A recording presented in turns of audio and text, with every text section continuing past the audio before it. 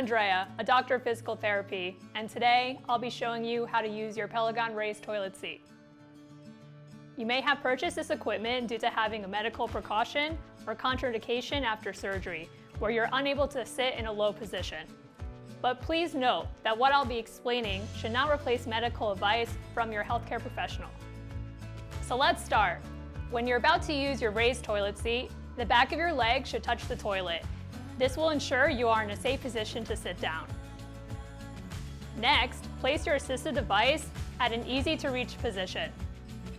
Now you can reach out and hold both handles as you slowly sit down. While on the seat, if you feel that you need to, hold onto the handles to feel more stable. Once finished and ready, in order to stand, lean slightly forward as you shift the center of gravity over your feet.